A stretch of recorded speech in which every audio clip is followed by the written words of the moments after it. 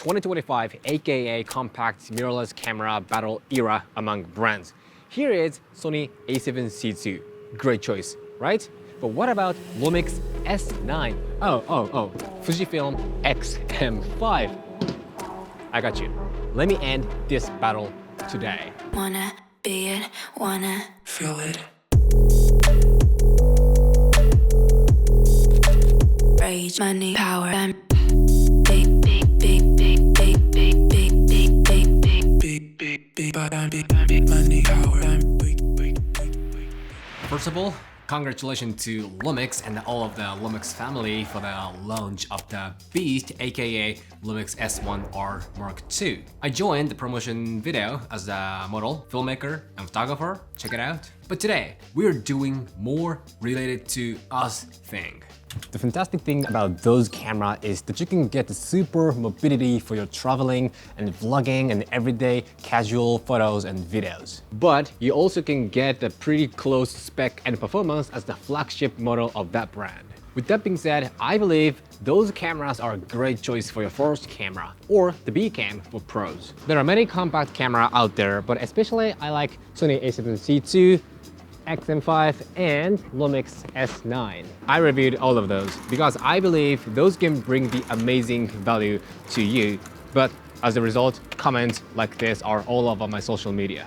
So today, let's do the compact mirrorless camera showdown with those cameras. I'll be talking about the design, image quality, and filmmaking performance and photography performance. And also, I'm diving deep in what camera is for what scene and which is for who. Watch this video until the end because I'm dropping the wisdom gift at the last. Enjoy. They all are fantastic, compact, high-spec camera representing each brand. But the purpose of them is different. They were made for different goals. My current conclusion goes like this. Sony A7CII is the well-balanced machine that can cover from hobby to future potential work. Lumix S9 also covers from hobby to work. But it won't perform as well as A7CII and a YouTube content that requires you to keep recording for long hours in terms of the build quality and stability. It's more like for the travel contents, B-roll, cinematic stuffs, and promotion. It got a specific uniqueness such as the color. Fujifilm X-M5 is more like an everyday casual camera, ultra mobility and portability with the high quality videos and photos. But it might be difficult in a working situation because of the minimalism design and limited filmmaking functions. Okay, first, let's talk about the build quality and usability. So I can see the A7CII got the most solid design as the mirrorless camera. It got a good grip and the body material feels, looks good and it feels good. It achieves both of luxury feel and functionality at the same time. So X-M5 is the opposite. It just looks so good, so classic. It reminds me of the film camera. And is the smallest and lightest of those three cameras. It has the minimum functions such as the mode dial and film simulation dial and some buttons. That's it. So I think this is enough for the casual use, but it'll be difficult for more than that. Lumix S9 is between those two. It still looks classic, but it got a great usability like those buttons and dials. But one thing I don't like about the design is the material. It's just a little plasticky. It feels I might break it down easily. In only design, A7CII gives me the best holding feel and functionality for both of shooting videos and photos. But X-M5 will be the best casual photo video camera. I can totally understand that there is almost no grip, but it's fine because the body is so small and it doesn't need the grip. So do functionality. No grip and not good functionality, but the usability is awesome. You know what I mean. And S9 should have the grip, at least even this much of grip, because it's not that small and compact compared to X-M5. It's more like an A7CII size. If you use the ultra compact lens such as this 18-40 or this 26mm, it's fine. No grip is fine. But I think you're gonna use S9 for more than this. I will tell you why more later, but anyway, S9 is gonna be like this eventually because of its spec and function and performance. So 365 days, this extended grip sits on it. Two huge weaknesses of S9. It doesn't have a headphone jack, and this one is just a cold shoe, meaning you can't use the flush and you can't check the audio. Well, yeah, those bring some difficulties for some shootings. But now let's forget about it and let's see the another type of audio. This video is sponsored by Audio. Audio is royalty-free music and sound effects platform that you can use for anything like Instagram or YouTube content or even client project. The real artists and composers are providing the high-quality music and sound effects, not stock. Even if the color up from the S9 looks gorgeous, the final result wouldn't be that good if the music and sound effects are dull. Audio helps you to find the perfect match sound. AI system in audio is so easy and fast. This Hands AI finds music that is in your head. Type words or sentence that describe the vibe or theme you got in your head. Then it shows some options. Link Match AI is also useful. Put the link to any song on, for example, Spotify, YouTube, or TikTok. The AI finds the closest match from their catalog. Those AI features help you to find the music that is struggling to get out of your head. Even without AI, you can find what you want without being stressed out. Many genres and categories, you even can break the music down into pieces so you can download a specific instrument of it. I recommend this Pro subscription plan to cover pretty much all features. Now, here is the special deal. The first 25 people who use my link and code in the description below will receive $300 off lifetime music plan. Means $199. No subscription anymore. Pro plan $199 and lifetime music plan $199 with my link and code. Do the math. Not only the image quality. Why don't we pursue the great audio quality with Audio?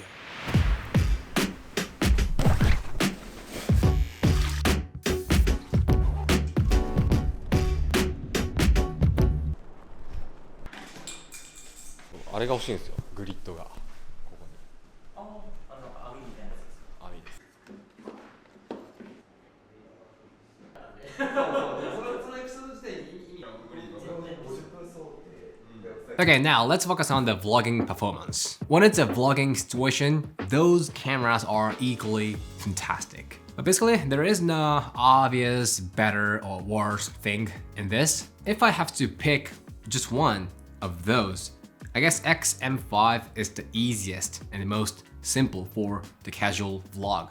You know, just shooting, yourself and you doing something. Each camera is simple and easy to handle, but only X-M5 has the vlog dedicated mode.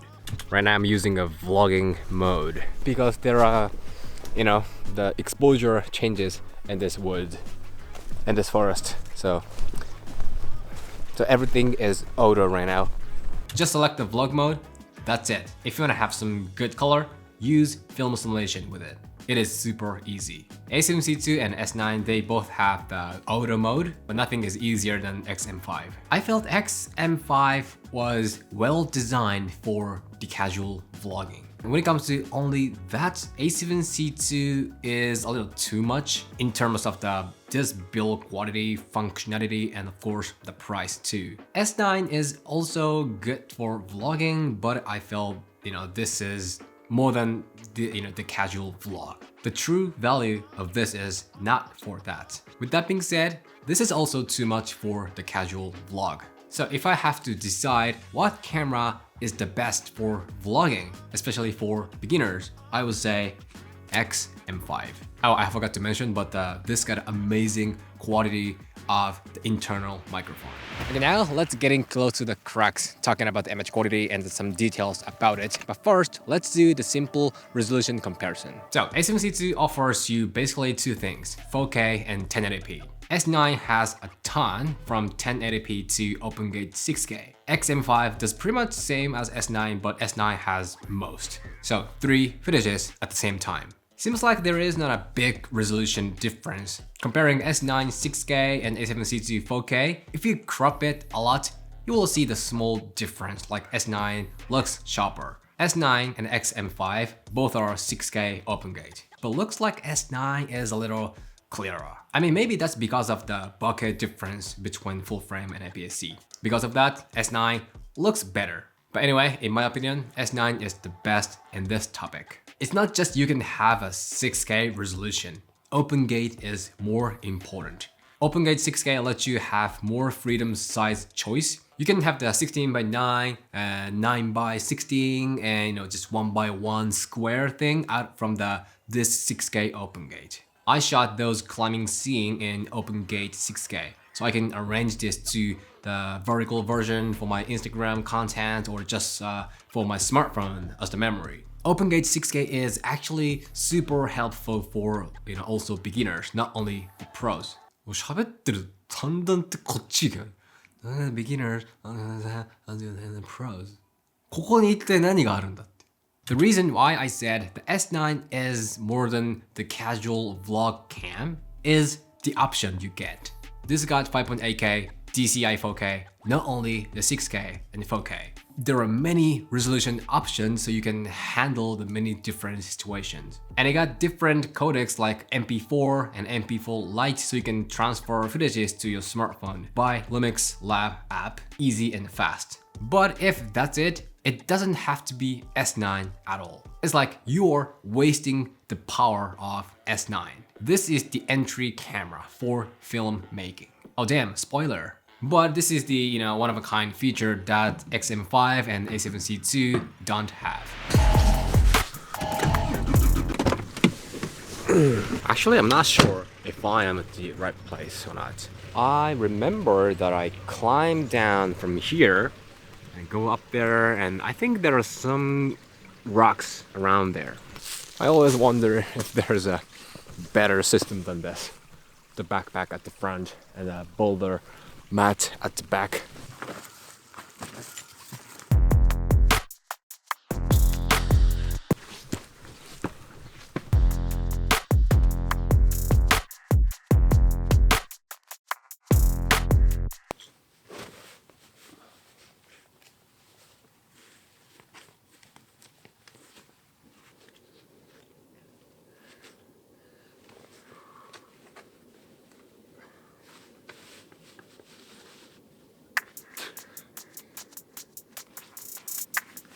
So this is the biggest topic in this video, which can tell you the huge differences of those cameras. I mean, the brand difference itself. But you know what? I don't want to do like which color is the best thing because each has each uniqueness. What I want to focus on is the color option you can have. They all have color presets. A7CII has the creative look, S9 has real-time LUT, and X-M5 has film simulation. Sony's creative look is not actually that great for me. It changes the color drastically, but it looks kind of too much for me, like very heavy change. You know what I mean? I'd rather want to use just a standard or S-Cinetone. S-Cinetone is good. No obvious color effect, just a simple cinema-ish color vibe. And X-M5 has film simulation. You can enjoy the traditional FUJIFILM film look. Nostalgic neg, classic neg, and classic chrome. Those are still natural, but they definitely can add some film vibe to footages. But Lumix S9's real-time LUT is the completely different world. First of all, it's not just a color preset.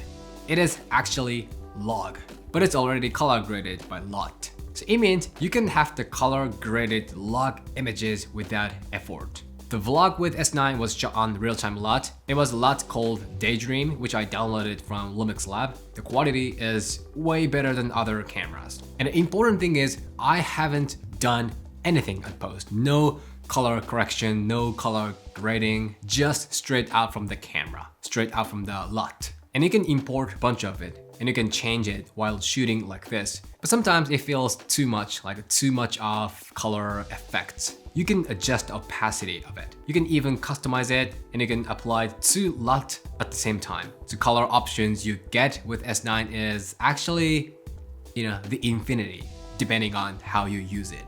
If you want to do a little more than the vlog, real-time LUT is perfect. And maybe this real-time LUT makes you interested in shooting log and editing log. And eventually, maybe you want to try it by yourself in the future. So that's why I called this camera as the entry camera for filmmaking. Speaking of log, each has each uniqueness. S-Log from Sony A7CII got kinda yellow and green power compared to others. And V-Log from S9 is brightest. F-Log from X-M5 is a little faded compared to others. I transformed those into Rec 709, meaning the normal color state condition. This depends on your preference, but when it comes to the log, I like Lumix best. For me, it is easiest to handle. But I gotta mention that S-Log can start from the lowest ISO, which is 200, while S9 is 640 and X-M5 is 1250. 1250 log outside, daytime. That's a hell. So actually X-M5 is not easy for shooting log. About this, A7CII is the easiest. But the quality wise, there is no better or worse. I want you to watch my reviews and decide what you like best. In total, Sony is for people who want to have the standard look in a positive way. Yes, it doesn't have a specific uniqueness like a Lumix and Fujifilm, but sometimes that helps. Helps beginner to start a camera. Sony is always simple. Well, I think that is the strength and uniqueness of Sony. Simpleness. If you want to have your color and have the unique style, Lumix is for you. Fujifilm is not for people who want to be unique and special and have the one-of-a-kind style. It is for people who want to have the traditional film look. Lumix is like the young blood, which is actually not, but it got more energetic. Fuji is more like authentic and classic. It is defined already, loud and clear. By Fuji. And I just had to stand up to stretch my legs. Come on, it is long. How much do I got? 3 or 4 topics. Here we go. Alright, here I want to talk about filmmaking performance. Those are not designed for that basically, so let me just go quickly. Only X-M5 can do the external raw video recording. And also it got a compatibility with the external cooling fan. So spec-wise, X-M5 does the best, I guess. But honestly, I think A7CII and S9 are better than this in filmmaking situation, even though they don't shoot raw, because of the camera usability and operability. A7CII has the stable performance in this as well. S9 has more detailed video functions such as those. And I think this isn't gonna be included in filmmaking performance, but S9 had some useful video features like hybrid zoom. This lets you extend the telephoto side of the lens about 1.5 times. So in this case, this is the kit lens 20mm to 60mm. So the actual focal length on the hybrid zoom mode, it will be 20 to 90mm. And you can control that extra zoom on the lens. You can think like this lens 20 to 60mm lens physically transformed to 20 to 90mm. This function is actually super useful. They are compact mirrorless camera, not the cinema camera, not the filmmaking specialized camera. But what I absolutely can say is S9 has most video functions of those 3 cameras. And some of them will help you in a filmmaking situation. At least it helps me a lot. It has a capability to create this type of short film. But like I said, it doesn't have the headphone jack. So it is not for the scene which needs the strict audio adjustment and control. Like a documentary or some YouTube content, like a talking content like this. For that, A7CII would be so much better. You know what? It depends on what kind of photography it is. The best camera for that changes. But if it's a casual street photography, X-M5 nails it. The quality is one of our reasons, but the most important thing when it comes to the street photography is the mobility. This has it. They offer you the fast, easy, but amazing photography experience. But if you want to prioritize the mobility on the street, X-M5 is the best. Easy and simple camera body allows you to be relaxed and casual, so you can go with the flow. With X-M5, I don't feel like shooting photo. Instead, it makes me feel like capture the life. But when it comes to a little more serious photography, this A7CII would be better. S9 is also good photography camera, but depending on lenses. If you use S-series lens such as this kit lens or some prime, the balance is not good. It doesn't give you the same mobility and portability as X-M5. You might want to use some compact lens, like this 18-40 or the 26mm. With those compact lenses, S9 would be the great street photography camera. And before I go to the conclusion, let me just talk about autofocus and image stabilization. So in autofocus, there was not a huge crucial difference, but I think Sony and Lumix did a great job. It's not that X-M5 is not good, but when I compare those cameras at the same time, it's gonna be like a Sony, Lumix, and Fujifilm. It's not that Sony is a way better than Lumix, it's not like that, but it's gonna be like a Sony, Lumix, and Fuji. And image stabilization, of course, Lumix nails it. Like a Lumix destroys those two cameras. It's gonna be like a Lumix, Sony, Fuji. So let's go back to the statement that I gave you at the beginning and think about which is fufu. What I definitely can say is no matter what you do, no matter what you are, Sony A7CII can do everything at the modern standard level performance. But if you want to shift more like a filmmaking and cinema-ish style video such as the travel movie or promotions that needs the high color potential and capability and doesn't need to be that strict about audio, X-M5 is the best everyday casual camera. But the creative potential is not more than S9, and its video and photo capability are not more than A7CII. So those cameras were made for completely different type of people and goals. They are a very popular and famous option in the compact camera category, but we must see what compact we actually need. Do you need the compact, aka the size and weight? Do you need the compact, aka the portable filmmaking capability? Or the compact, aka the all-rounder ability? Depending on how we take this word, the compact, everything changes. How do you choose your clothes?